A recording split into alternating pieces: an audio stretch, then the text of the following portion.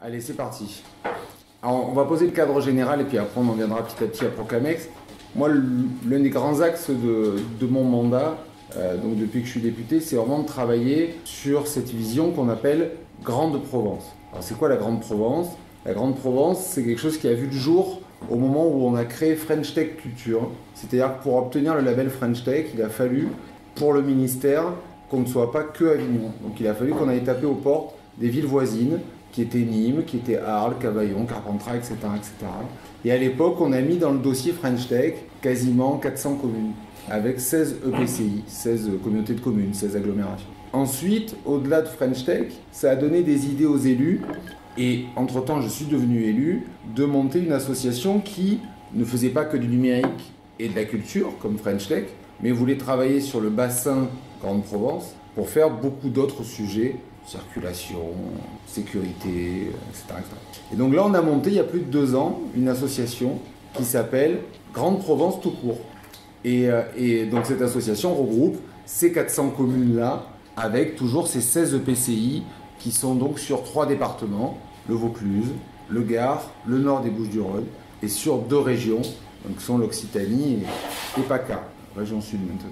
On considère que sur ce bassin de villas, qui regroupe 1 200 000 habitants, 4e aire urbaine de France après Paris, Lyon et Marseille, 1 200 000, qui n'est pas une aire urbaine administrative, c'est pas un département, c'est pas une agglo, c'est pas un pôle territorial, mais il y a un bassin de vie. Les gens là, et toutes les graphiques et les statistiques le montrent, travaillent dans cette zone-là, habitent dans cette zone-là. La délinquance est aussi liée sur ces différentes villes, la culture, le sport. Enfin, on voit qu'il y a un vrai bassin de vie, une interaction entre ces différentes villes qui se sont affranchies depuis bien longtemps du Rhône et de la Durance. Parce que c'est vrai que souvent on s'arrêtait au Rhône, on s'arrêtait à la Durance, mais le bassin de vie là aujourd'hui est très fort entre ces différentes communes. Et ce qu'on croit, notamment avec Monica Michel, qui est donc la députée d'Arles, et d'autres, c'est que plus on aura des interactions entre nos villes de la Grande Provence, plus on sera fort face aux 2 grandes métropoles que sont Montpellier et Marseille. L'idée, c'est de se dire plus on est fort, plus on coopère, plus on interagit entre ces communes, plus par rapport à Arles et Marseille, on sera fort et on pourra justement résister à l'attraction de ces 2 grandes métropoles qui attirent à elles les talents, qui attirent à elles les investissements privés, publics, et qui souvent désertifient un peu nos territoires et font qu'elles sont assez hégémoniques. Tellement hégémoniques que la métropole Aix-Marseille a même des velléités, vous le savez, de manger le pays d'Arles et de le faire rentrer dans la métropole Aix-Marseille. Évidemment, la population s'y oppose. Là, on est en pleine municipale, donc c'est bien, chaque candidat peut au moins se positionner par rapport à ça et être clair, parce que certains n'ont pas vraiment été, parfois. Et donc l'idée, c'est de construire des interactions entre ces différentes villes. Et ce qu'on fait aujourd'hui est assez unique, parce que c'est vrai qu'on là, on va travailler 2 députés ensemble, 2 députés qui ne sont pas dans le même département. Tu peux nous rappeler le nom de alors, ta c'est collègue? une dame, elle s'appelle Monica Michel, Michel comme le prénom. Monica, CA. Le prénom masculin, Michel. Oui, D'accord. exactement. Et Elle est députée d'Arles, République En Marche. Ouais. La 16e circonscription de juridique. 6e début. 16e circonscription. On n'est pas voisins de Circo parce qu'entre nous il y a Rennes, mais et pour le coup. Ouais, c'est ça. Et l'idée, c'est de se dire tiens, la dernière fois, donc après on va revenir à Proclamex, mais plus on arrive à mutualiser les talents, les forces, les envies, plus on sera fort. Parce que si on reste chacun dans notre clocher, chacun dans notre petite ville en disant ah ben l'autre est peut-être mon ennemi ou je suis en concurrence avec, alors on se fractionnera. Et un jour, effectivement, Marseille dira à Arles c'est chez moi. Et un jour, Montpellier dira à Nîmes c'est chez moi. Et au milieu, on le voit là d'ailleurs sur ce qui se passe sur l'emploi. Vous avez vu que le chômage baisse en France, sauf ici. Enfin, pas que sauf ici, mais en particulier ici. Ça ne baisse pas dans ce delta de Provence. Alors ça baisse à Marseille, ça baisse à Montpellier, mais ça ne baisse pas ici. Plus que Montpellier, c'est une Toulouse qui va dire c'est chez moi. Oui, enfin, là, en l'occurrence, c'est pas du tout le même bassin de vie. Mais pour le coup, mais là, c'est le rapport qu'il y a entre Montpellier et Nîmes et le rapport qu'il y a entre Marseille et Arles. Toulouse ne va pas dire Nîmes c'est chez moi. Donc voilà, et l'idée c'est vraiment ça, c'est-à-dire que si on continue à considérer que c'est les métropoles qui doivent tirer la croissance du pays et l'emploi, alors on aura entre les métropoles des fractures territoriales, du chômage, du vote Rassemblement National ou des gilets jaunes, ce qui est la même chose, du fait que souvent c'est un sentiment de déclassement, un sentiment d'abandon. Et pour ça, on a besoin effectivement de travailler le plus en coopération possible pour aider nos entreprises à créer de l'emploi. Ça, c'est le cadre général. Donc moi, j'ai rencontré Procamex il n'y a pas très longtemps, il y a quelques mois. Donc c'est une association qui est originairement sur le pays d'Arles, c'est bien ça ? C'est ça. Et qui a été créée en 85 et qui a ouvert une antenne à Avignon il y a 1 an et demi. En 2018. Et donc je me suis dit, tiens, ils sont d'Arles. Ils viennent d'ouvrir une antenne. Alors, c'est pas une antenne exactement, je me permets de reprendre. Une succursale alors. Non, nous avons signé une convention avec la Chambre de commerce du Vaucluse pour pouvoir proposer nos prestations et dispositifs aux entreprises donc vauclusiennes. Très bien. Donc on s'est dit, tiens, ça peut être intéressant, justement vu qu'ils sont sur ces 2 territoires-là, qu'on mette un coup de projecteur sur ce qu'ils font et de créer un événement public ouvert à tous pour toutes les entreprises qui voudraient se faire, et après on va rentrer dans le détail de ce que vous faites, bien évidemment, mais ça je vous laisserai la parole, mais de comment justement les entreprises de notre territoire peuvent se faire accompagner par Procamex pour justement mieux exporter et ouvrir des marchés à l'étranger. Et donc on s'est dit, vu qu'ils sont à Arles, vu qu'ils sont en Vaucluse, pourquoi pas justement montrer symboliquement cette force-là des liens et de la coopération qu'il y a entre Arles et Avignon aujourd'hui pour pouvoir servir de levier et qu'il y ait 2 députés comme ça qui ne soient pas dans le même département. Et toujours plutôt intéressant, on l'avait fait sur d'autres sujets avec le Gard notamment. On avait travaillé ensemble pour que la cour d'appel de Nîmes ne soit pas délocalisée à Aix. Vous voyez, c'est toujours la même logique. On parle de justice, on parle de santé, on parle de tout ce que vous voulez. Il y a toujours l'idée de je prends aux villes intermédiaires et je le donne à la métropole du coin. Donc là, on s'était battu avec des députés du Gard et moi-même, et on était arrivé à ce que la cour d'appel reste à Nîmes. Donc voilà, c'est toujours dans cette logique de coopération, et je pourrais répondre à des questions sur la Grande Provence et sur ce que nous allons faire aussi. Là, bien évidemment, la Grande Provence, elle est plutôt en stand-by, vu qu'on est encore en campagne municipale. Donc on attend de savoir qui va gagner et qui va perdre pour pouvoir rattaquer nos ordres du jour, mais on a beaucoup de choses dans les cartons à faire. Donc voilà, expliquez-nous un peu ce que fait Procamex comme accompagnement pour les entreprises. Merci Jean-François, merci de votre soutien tout d'abord, et ainsi qu'à Monica Michel qui nous aide depuis très longtemps, que j'ai rencontré moi lorsqu'elle dirigeait le port de Fos, où elle avait reçu l'association Procamex justement. Donc nous sommes une association privée d'entrepreneurs qui a été créée donc en 85, comme vous l'avez souligné, par la Chambre de commerce et d'industrie du Pays d'Arles, l'Union pour les entreprises et la Caisse régionale du Crédit Agricole. Le premier président, ça a été Charles Demery, qui était le patron de Soleillano à l'époque. Donc notre vocation, c'est de pouvoir aider les entreprises dans leur démarche d'exportation, également d'importation quand il y en a. Mais on est quand même extrêmement tourné sur l'export, avec plus de 60 adhérents sur donc, le Pays d'Arles et sur le département du Vaucluse également. Aujourd'hui, le mot, je pense que vous disiez, c'est proximité. C'est une proximité de service, de réseau de chefs d'entreprise qui ont des problèmes communs dans leur démarche d'export et qui vont échanger, donner des tuyaux pour pouvoir conseiller leurs pairs pour pouvoir travailler dans différents secteurs.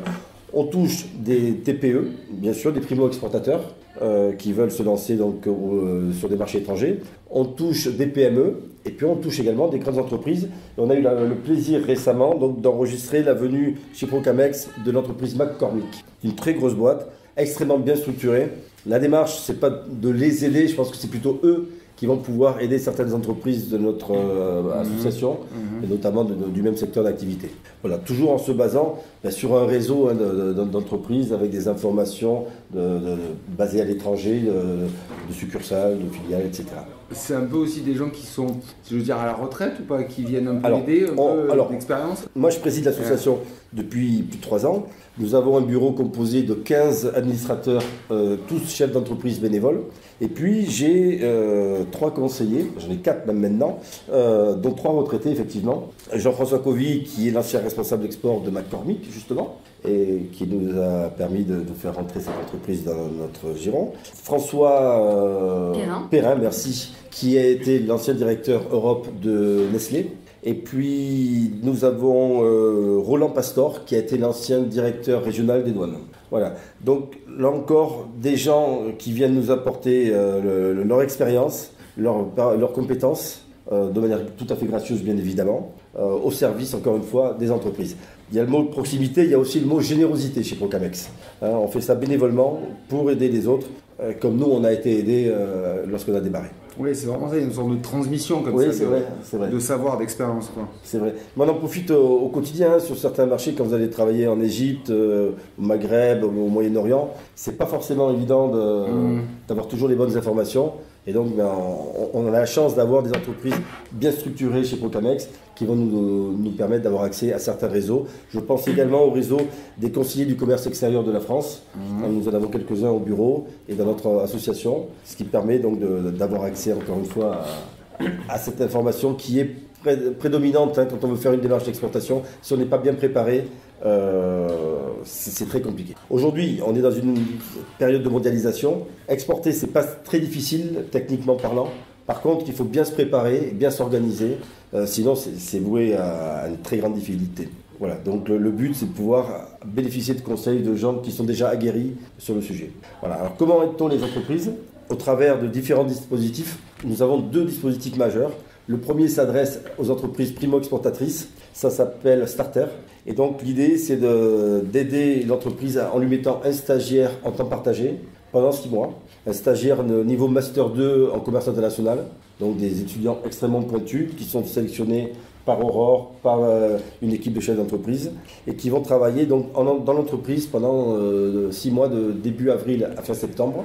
Ça fait partie de leur cursus. Et donc pour aller faire une prospection, alors une étude de marché dans un premier temps, puis une petite prospection à la fin du dispositif. Voilà, avec des résultats extrêmement performants. Et ça s'adresse, alors ce que je n'ai pas précisé, c'est qu'à des entreprises de tout secteur d'activité, bien entendu.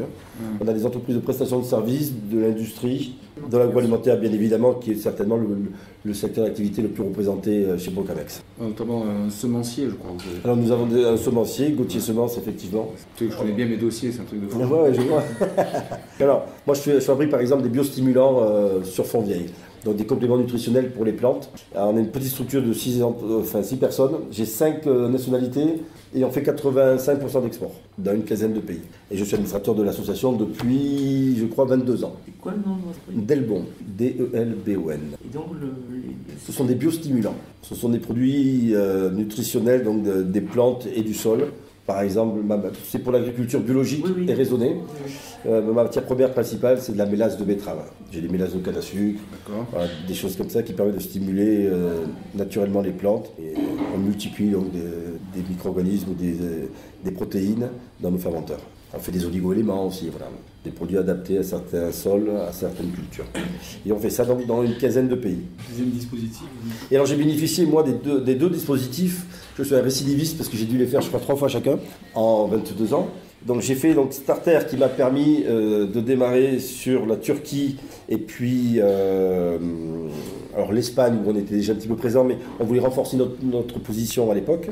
Et puis j'ai bénéficié également du deuxième dispositif qui s'appelle Horizon Export, qui a été mis au point comme le premier par les chefs d'entreprise de Procamex et qui consiste à prendre toujours un étudiant, mais un étudiant étranger, étudiant en France, pour aller prospecter dans son pays d'origine. Alors on l'a fait dans une quinzaine de pays, la Bulgarie, la Pologne, je vous donnerai c'est sur les plaquettes, la Turquie, l'Allemagne, l'Italie, le Brésil, le Mexique, la Chine, on va loin. Et donc ça permet de de gagner du temps. C'est en temps partagé également. Et donc ça permet d'aller travailler, prospecter dans le pays ciblé. Alors autant sur Starter, l'entreprise va pouvoir choisir 2 jusqu'à 3 pays d'études de marché et de prospection. Autant là, c'est sur un seul pays, puisque c'est un étudiant, on choisit le meilleur. Et puis, donc les entreprises vont prospecter sur ce pays-là. C'est extrêmement efficace, puisqu'un étudiant donc étranger va être comme un poisson dans l'eau dans son pays. Et en 6 mois, parce que 6 mois ça passerait très vite, hein, alors il bosse très dur, mais ça permet de démarrer déjà de nouveau. Alors, selon ce qu'on recherche, la plupart du temps, les entreprises recherchent des prospects, hein, donc des clients. Et là, aujourd'hui, il y a combien de ces jeunes gens qui sont sur le terrain pour combien d'entreprises? Alors, on fait ça tous les ans. Hein. Donc, les stagiaires ne restent pas, ils partent. Mais par exemple, je vais vous donner 2-3 exemples. Dans les entreprises. Très souvent, parce que c'est une façon aussi pour nous de les intégrer au monde professionnel. et pour les entreprises de tester les étudiants pendant 6 mois sans être portés par l'entreprise directement. Exact. Donc on a beaucoup d'anciens étudiants qui sont devenus salariés dans les services export de nos entreprises. Par exemple, moi j'ai mon ancienne stagiaire d'Horizon Export Pologne, qui est devenu mon agent en Pologne et qui est l'agent également de 2 autres entreprises de Procamex. Et c'est le Polonais mon premier client aujourd'hui facturé. Pour Delbon. Je reviens à ma question. Ouais. Je faisais une photographie dans ce moment-là. Il y a combien d'étudiants, enfin de stagiaires, qui travaillent pour des entreprises Alors 4 locales, stagiaires, c'est 4 stagiaires par an. Chez nous. Voilà. Bah ensuite, ils deviennent des salariés. 4 stagiaires. Le stage, c'est un tremplin pour eux, pour pouvoir rentrer dans le monde de l'entreprise. Là, ça, c'est dans le cadre d'Horizon ou dans les le deux. Starter. 3 starters et 1 Horizon Export. D'accord. Voilà. Chaque année. Chaque année, oui. Donc depuis le début des dispositifs, ça fait énormément d'étudiants. Et les étudiants trouvent du travail à 80-90% dans les 2 mois qui suivent, quand ils n'en ont pas trouvé pendant leur stage. Et là, leur employeur, entre guillemets, c'est Procamex. Ah, c'est Procamex. C'est l'entreprise. Non, c'est Procamex. D'accord. C'est Procamex. Donc, en fin de compte, c'est extrêmement simple pour l'entreprise. Elle a juste, alors il faut il y a plusieurs conditions, il faut adhérer, bien évidemment. Il faut qu'elle soit acceptée. Parce que bon, forcément on a des candidatures, donc on est obligé de faire une sélection parce qu'un seul étudiant ne peut pas travailler pour 10 entreprises, donc il va travailler pour 3, 4, 5 entreprises à chaque fois. On est sur du temps partagé. Et puis, j'ai perdu le fil de ce que je voulais vous dire. L'employeur c'est Procamex. Et l'employeur c'est Procamex. Donc en fin de compte, il y a un coût de dispositif qui est de l'ordre de 3 000 € sur 6 mois. Donc c'est extrêmement léger pour l'entreprise. Chacun de ces jeunes gens travaille pour plusieurs entreprises qui participent au dispositif, exactement. En moyenne, c'est combien d'entreprises par... Alors, sur Starter, on est sur 3-4 entreprises. Horizon, c'est 4-5. Donc, 12, donc c'est entre... Oui, on est 12-15 entreprises tous les ans. Voilà. D'entreprises qui profitent du dispositif. C'est ça. Et là, vous parlez d'entreprises du Pays d'Arles. Non, et du Vaucluse également. Du Vaucluse, on a eu 3 entreprises l'année dernière. 3 entreprises. Du Vaucluse qui ont bénéficié de nos dispositifs. Et donc, il suffit simplement d'être adhérent, ils ne vous remboursent pas les 3 000 € pour 6 mois, l'entreprise. Alors, 3 000 € sur 6 mois, c'est rien du tout. Pour avoir... C'est eux qui payent les 3 000 €. D'accord. Voilà. Mais c'est l'association qui sont salariés de Procamex, mais ils vous remboursent. Ils ne sont pas salariés, ils sont stagiaires chez Procamex. Et si vous voulez, ils sont surtout... Alors, pourquoi c'est intéressant? C'est parce qu'ils sont encadrés par Aurore, ici présente, et par l'équipe de chefs d'entreprise qui est en charge de chaque dispositif. Et donc, ils sont conseillés, suivis au quotidien, et bénéficient du savoir-faire Procamex depuis plus de 20 ans. Enfin, plus de 30 ans maintenant, puisque... Oui, ils ne sont pas lâchés dans la nature. Ah non, pas du tout. Ils sont suivis, il y a des réunions hebdomadaires, ils sont suivis au quotidien par Aurore et par ces chefs d'entreprise. Mais bon, c'est des étudiants qui ont déjà une formation en Master 2 Commerce International, qui sont des pointures. Parce que les gens qui sont en Asie du Sud-Est, par exemple, en Chine, mais les étudiants en France, ils sont tous étudiants en France. Par exemple, l'année dernière, on a eu une Italienne qui a travaillé pour 4 entreprises, dont la mienne, Delbon, et je l'ai embauchée à l'issue de son stage. J'en ai parlé aux autres entreprises, voir si des fois ils voulaient partager ou pas, parce que là aussi, il y a tout à fait la possibilité de partager un salarié entre plusieurs entreprises. Et oui, donc l'employeur et donc Procamex, mais ce sont les entreprises qui les rétribuent en fait. Alors, c'est les entreprises qui rétribuent Procamex, qui rétribuent sans faire de bénéfices, qui rétribuent le stagiaire. C'est ça. Voilà, donc c'est tout à fait léger pour l'entreprise. D'accord, c'est pas le regroupement d'adhérents qui vont payer directement pour aider. Alors ça c'est fait à l'issue, avec la Polonaise justement, à l'issue d'un Horizon Export, il y a quelques années, il y a 4 entreprises qui avaient embauché la même stagiaire. C'est assez compliqué après pour un stagiaire. Un salarié c'est beaucoup plus simple. Et par contre, Procamex permet justement de régler tous ces problèmes administratifs, si vous voulez. J'ai encore une question. Bien sûr. Qu'est-ce qui fait qu'une entreprise qui est McCormick, qui a sa propre structure d'export, ses réseaux, qu'est-ce qui fait qu'à un moment donné, elle va vous rejoindre? Alors, elle va nous rejoindre parce que je vous ai parlé de générosité. Je me répète, les administrateurs de l'association sont tous bénévoles. Alors, je ne vais pas limiter l'association aux administrateurs qui font travailler. Je vais répondre à votre question. Derrière, on a aussi tout le réseau donc, de ces adhérents qui apportent leur contribution également. lorsqu'ils sont sollicités. Et donc cette générosité fait qu'une grande entreprise comme McCormick, quand elle nous voit travailler, encore une fois, je vous parle de 3 000 € sur 6 mois pour un stagiaire en temps partagé, un stagiaire compétent, c'est absolument pas cher. Je ne vais pas vous faire trop de comparaisons, mais moi j'ai fait ça avec un autre organisme il y a 2 ans pour une entreprise. Sur le Japon, ça m'a coûté sur 6 mois, en temps partagé également, 20 000 €. Vous voyez, toute proportion gardée. Donc toutes les aides dont nous bénéficions, et on va y venir ensuite, sont rétribuées aux entreprises. Donc elles ont vraiment un stagiaire pour un coût minimum. Et McCormick se dit, eh bien, si j'apportais aussi moi ma contribution pour venir aider ces primo-exportateurs, ces entreprises un peu plus confirmées à l'export, mais qui pourraient bénéficier de mon réseau. Voilà. Mais donc on ne va pas les aider à faire de l'export parce qu'ils sont suffisamment bien structurés. Ouais. C'est eux qui vont venir. C'est une volonté pour Procamex. Qu'est-ce qui fait que justement, eux qui n'ont pas besoin de vous, ils viennent vous voir? Mais parce qu'ils ont peut-être trouvé qu'on avait suffisamment d'intérêt pour pouvoir booster un petit peu l'économie locale de nos entreprises.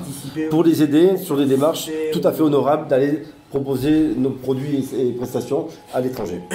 Donc pour créer des liens aussi inter-entreprises, ça c'est extrêmement important. Ouais, une communauté. Ah ben c'est un réseau, hein. C'est un réseau. Hein. Je comprends qu'un élu, c'est son job de créer faire ce que tu viens de dire. Après une entreprise, elle a surtout pour vocation de prospérer. Ça bien sûr. Mais ça évolue, Jacques. La responsabilité sociétale des entreprises, alors, là aussi. Nous avons fait beaucoup de missions dans le passé. Et je vais citer un ancien président de Procamex qui a été pendant 4 mandats le président de la Chambre de commerce et d'industrie du Pays d'Arles, Francis Guillot. On est beaucoup plus fort à plusieurs. Une entreprise qui va aller prospecter toute seule dans son coin, déjà, est-ce qu'elle va être bien organisée? Est-ce qu'elle aura bien préparé son travail? Est-ce qu'elle sera bien informée? Je reviens sur l'information, c'est capital. Et par contre, une entreprise qui va bénéficier donc d'une action commune, il y a une entraide énorme entre toutes ces boîtes. Moi, j'ai fait ça au Maroc, en Tunisie, en Algérie avec Procamex. On avait même créé une association Procamex Algérie pour aller vendre là-bas. J'ai fait ça à Dubaï également avec Procamex. Et il y a une entraide extraordinaire entre tous les chefs d'entreprise qui se retrouvent le soir, qu'est-ce que tu as fait, qui s'échangent des informations. Et on est beaucoup moins seul. Et en fin de compte, moi, ça m'a apporté beaucoup de choses, parce qu'on était une toute petite structure. Je travaillais avec mon père quand je suis rentré chez Procamex, et je me suis rendu compte que les autres avaient les mêmes difficultés que moi, les mêmes contraintes. Et d'abord, c'est rassurant, parce qu'on se dit qu'on n'est pas forcément si mauvais que ça, ou pas à côté de la plaque. Et puis, surtout, encore une fois, je reviens sur cette notion d'information, d'entraide, de solidarité, qui m'ont permis non seulement de trouver de nouveaux marchés à l'étranger, mais également même en amont de trouver des fournisseurs de matériel, etc. Nous avons un vice-président, Stéphane Pagnetti, Natura Roma, qui est sur le 84, à Cavaillon, qui fait des savons liquides. Moi, je fais des engrais liquides. Ça n'a rien à voir comme secteur d'activité. Sauf que ce qu'on fait comme notre métier, c'est de conditionner des produits liquides. Et là, en amont, on a les mêmes contraintes, les mêmes besoins, les mêmes sourcing. Mais voilà, on échange également à ce niveau-là. Donc, on est très tourné, évidemment, export et vente, mais on a des contraintes d'entreprise communes. Et c'est vrai qu'une entreprise qui va rejoindre ce genre de réseau va pouvoir bénéficier de toutes nos informations et notre expérience. Voilà. Donc là, le premier rendez-vous, donc jeudi 18h30. 18h30 au restaurant Le Zouave en Courtine. On a souhaité que ça soit en Courtine parce que un jet de cailloux. On est au Pays d'Arles, quoi. Et on a que la Durance à traverser, du coup. Et avec Monica Michel, bien sûr, qui sera là. Donc la députée d'Arles qui sera à Avignon, avec moi aussi. Donc l'idée, c'est de présenter. L'idée, oui. Alors il y aura des témoignages d'entreprises. On a invité des entreprises, bien évidemment, et puis à travers vous, à travers les articles de presse, ça nous permet aussi de dire aux entreprises venez. Donc on a déjà une quinzaine, vingtaine d'entreprises qui ont confirmé leur présence jeudi. Et donc 23. Les entreprises du 95. 23 pour l'instant, ça va monter. Plus des gens de notre réseau, donc on ils est peuvent à 30. venir comme ça. Oui, bien sûr, librement. On est à 32. Quels sont les critères d'adhésion finale? Alors, il n'y a pas vraiment de critères d'adhésion. Il faut exporter. Ou vouloir exporter. Oui, on a une adhésion extrêmement basse de l'ordre de 400 €, c'est par tranche de chiffre d'affaires, mais donc c'est extrêmement accessible pour les entreprises. Et donc, qui bénéficient de tout notre réseau d'information. Bien évidemment. Procamex, à côté de ce dispositif... Jeudi, c'est gratuit. Oui, jeudi, c'est gratuit. Tout le monde peut venir, écouter, prendre connaissance de vos produits et de dire « Ah bah tiens, j'ai plutôt envie de bosser avec eux, tiens, ça m'intéresse, etc. » L'idée, c'est ça. Il n'y aura pas que des entreprises du Vaucluse. Hein. Non, il y aura des entreprises du Beaujolais également. Bien sûr. Et celles du Gard sont les bienvenues. Évidemment. Puisque nous avons parmi nos partenaires le Grand Avignon, qui touche également, si je ne dis pas de bêtises, on a même des Villeneuve des Avignons. On a même des présidents qui Voilà. étaient des Gardois, les 2 derniers. Exactement. Exactement. Là, il y a combien Même la de précédente. il y a combien de Vauclusiens qui vont être présents De Vauclusiens, je pense. Là, il y en a déjà. Ce sera peut-être la majorité parce qu'on Ouais. est très connu quand même déjà sur le Pays d'Arles. D'accord. Puisqu'on est donc sur le Vaucluse depuis juin 2018. Donc l'idée, c'est vraiment de développer l'information pour qu'elle arrive vraiment à toutes les entreprises qui ont envie d'exporter, au moins qu'ils sachent qu'on peut les renseigner de façon gratuite, sans qu'il y ait des questions d'adhésion, et qu'après, s'ils veulent s'impliquer, évidemment, plus avant, on sera tout à fait heureux de le faire ensemble. Mais là, on est déjà une vingtaine d'entreprises vauclusiennes inscrites. D'accord. Et ça pourrait déboucher sur la création de postes supplémentaires, de stagiaires qui pourraient travailler. Alors l'idée, c'est de manière que les entreprises vauclusiennes bénéficient des dispositifs. On a autre chose que les dispositifs, hein, je vais y venir, mais bien évidemment. Hein. Après, ce qui fait la force de notre association, c'est sa structure légère, le bénévolat donc de toutes ces entreprises, de manière à ce que justement chaque sou investi chez Procamex soit permette de bénéficier aux entreprises adhérentes. Là, je vois que parmi tous ces gens, vous n'avez pas inscrit McCormick. Je suppose que c'est parce qu'ils sont arrivés après. Je viens de vous dire que McCormick venait de rentrer, alors que la plaquette a été imprimée il y a plusieurs mois. Quand on a McCormick, en général, cher monsieur, ils y seront. Vous avez une plaquette dans les mains qui a été. Ils sont humbles, ils ne voulaient pas afficher ces types humbles. Non, mais ça fait quoi? Ça fait 3 semaines, 15 j'ai qu'ils ont. Oui, ils ont adhéré début février, la plaquette date de début janvier. Oui, non, mais je m'attendais à ça. Mais ne vous inquiétez pas, ils seront sur la plaquette. Je m'attendais à cette réponse, mais je préférais que ce soit. Bien sûr. Vous me la donniez plutôt que je. Voilà. Simplement pour conclure très rapidement la présentation de Procamex, nous organisons des réunions thématiques également d'information sur des sujets comme la dernière fois c'était les Incoterms 2020 qui ont été remis à jour. Les Incoterms. Ah ben voilà. C'est à jour. Bon, allez, vous l'avez quand même dans les mêmes. Non, mais c'est pas d'acide. Non, je plaisante, monsieur. Non, Je plaisante. Les incoterms sont des termes qui régissent la répartition des frais et des risques entre un acheteur et un vendeur international. Ils sont communs à tous les pays et ils évoluent. Et donc pour tenir les entreprises à jour donc, de ces évolutions qui leur sont nécessaires, nous organisons des réunions de ce genre. Nous organisons également une conférence internationale qui s'appelle le Mondial de l'export, tous les ans, sur différentes thématiques. Je pense que la femme sera à l'honneur cette année. Je n'en dis pas plus parce que tout n'est pas encore défini, mais ça en prend le chemin. Nous organisons également depuis plus de 20 ans un espace Provence sur le SIAL, le Salon international de l'agroalimentaire à Villepinte, qui est c'est je crois le plus gros salon agroalimentaire au monde. Et donc Procamex est présent depuis 20 ans, donc tous les 2 ans, puisque le salon se tient tous les 2 ans, avec une dizaine d'entreprises qui bénéficient justement du savoir-faire Procamex, de l'organisation mise en place par Aurore, pour justement n'avoir qu'à venir s'occuper de son salon et non pas de la préparation du salon en amont. Puis bien évidemment, je vous parlais de réseau, ces échanges entre entrepreneurs. Nous organisons des soirées réseau plus pour présenter des entreprises, les success stories, et puis bien évidemment, nous sommes à la disposition de tous les adhérents dès qu'ils ont la moindre question. On organise la prochaine visite d'entreprise qu'on organise, elle sera sur le Vaucluse avec la visite de Quadrimex. Le Quadrimex, qui est à Cavaillon également. C'est bon? C'est bon. Je vais faire une petite photo. Votre nom, pardon. Aurore Guignard, permanente de l'association, chargée de mission. Vous avez tout François Deleuze, président de l'association. bénévole, je le rappelle. Et à côté de ça, donc, je dirige une entreprise comme tous nos administrateurs. Parfait. Merci à vous. Jean-François. Non, je crois que c'est bon. Je crois qu'on a dit ce qu'il fallait, tu vois, sur le cadre général, sur la géographie, sur le bassin de vie, sur l'intérêt politique. Et après économique, c'est vrai, c'est très important pour nous qu'on continue à tisser ces liens-là. J'espère qu'après les élections, effectivement, la Grande Provence va pouvoir repartir de plus belle. On l'a fait récemment, la dernière réunion de Grande Provence, on a fait venir 3 entreprises, à la fois pour présenter aux élus des entreprises qu'ils ne connaissent pas, et qui sont souvent sur leur territoire, et qui sont des grosses entreprises, mais souvent ils ne les connaissent pas. On le fait beaucoup. Mais, des entreprises qui sont évidemment liées aux collectivités, qui peuvent être liées aux collectivités en disant si vous avez envie de les faire travailler, les prendre pour vous, etc. Donc voilà, c'est ce qu'on avait fait aussi sur le côté business. Mais on ne fait pas que ça, on parlera bientôt de sécurité à la Grande Provence, parce qu'on veut faire une commission permanente avec tous les adjoints à la sécurité de la Grande Provence, c'est-à-dire sur les 400 villes, de dire à tous les adjoints à la sécurité, si vous souhaitez vous voir une fois par mois ou deux, ben voilà, il y a une commission permanente à la Grande Provence. Vous gérez des polices municipales. Les polices municipales, ben, elles ont par définition des frontières municipales. Donc quand vous courez après quelqu'un, ben, vous arrêtez aux frontières de la ville. Il n'y a pas pour l'instant de police territoriale au niveau des agglos, même si la loi existe. On sait que c'est très compliqué pour que les maires lâchent cette prérogative d'avoir la main sur leur police municipale. Néanmoins, une mutualisation est possible. Elle existe déjà dans la Grande Provence, sur le PCI du Pont du Gard, qui mutualise ses polices municipales. C'est-à-dire que les mecs se parlent entre eux, adjoints à la sécurité, tiens, moi j'ai un cambrioleur, ah ben moi aussi, bah, peut-être que c'est le même, ah ben oui, qu'est-ce qu'il fait, etc., etc.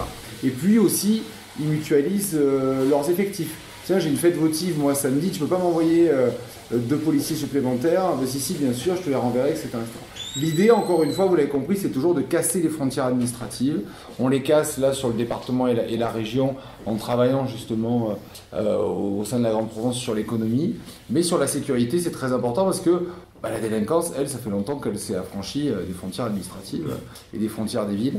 Donc on parlera de ça bientôt parce que ça n'existe pas aujourd'hui en France qu'à la taille de 400 communes, des adjoints à la sécurité peuvent travailler ensemble. Voilà, par exemple. Puis on a le Festival d'Avignon qui, lui, se déploiera sur 10 communes l'année prochaine. Enfin, cette année, pardon, au mois de juillet. On aura 10 communes. On a beaucoup travaillé, nous, avec l'une de mes collaboratrices pour justement faire ce off les murs, comme ils l'appellent, et qui sera autant, effectivement, dans le Gard que dans les Bouches-du-Rhône, qu'en Vaucluse. Voilà, l'idée, c'est encore une fois toujours de décloisonner. Je voudrais faire juste un petit complément d'information sur l'association Concamex, Jean-François. Pourquoi nous proposons des dispositifs et des prestations à des tarifs extrêmement peu chers? Parce que nous avons des revenus donc, privés de nos adhérents, les adhésions, donc les prestations de services. Et puis, bien évidemment, nous travaillons également en collaboration avec différents organismes étatiques, la région en premier lieu, bien évidemment, la mairie d'Arles, et puis les 3 EPCI du pays d'Arles, Terre de Provence, Arles, Crau, Camargue, Montagnette, et puis la vallée des Baux, Alpilles. Nous travaillons également donc, avec le Grand Avignon, qui nous aide. Et donc, sans eux, on ne serait pas capable d'aller permettre aux entreprises de bénéficier de tels tarifs, encore une fois. Voilà. Et donc, c'est un appel également donc, aux OPCI du Vaucluse, que nous irons voir également prochainement, pour leur demander de nous aider pour pouvoir aider les entreprises de leur communauté de communes. On peut tout à fait vous faire venir à la prochaine réunion Grande Provence, où là il y a tous les EPCI de la Grande Provence pour venir présenter ce que vous faites. Et pour ceux qui veulent travailler avec eux, allez-y. Très, très volontiers. C'est ce qu'on fait à chaque fois sur différents secteurs. Vraiment, c'est toujours sur la base du volontariat, la Grande Provence. C'est pas une structure administrative de plus, c'est pas un millefeuille de plus, c'est quelque chose qui est horizontal et chacun travaille. Là, le festival, c'est pareil. On leur dit, est-ce que vous voulez une pièce de théâtre chez vous? Ah ben oui ou non. Enfin, voilà, chacun prend et c'est vraiment sur la base du volontariat. Pareil pour la sécurité, police municipale. Si vous voulez que votre adjoint à la sécurité il vienne à la commission, il vient. Si vous voulez pas, il vient pas. Donc c'est vraiment toujours comme ça que ça se passe. On fonctionne de la même manière. C'est pour ça qu'on s'entend bien. Voilà, c'est ça. Merci. À jeudi peut-être. Ouais. Merci à vous. À jeudi sûrement.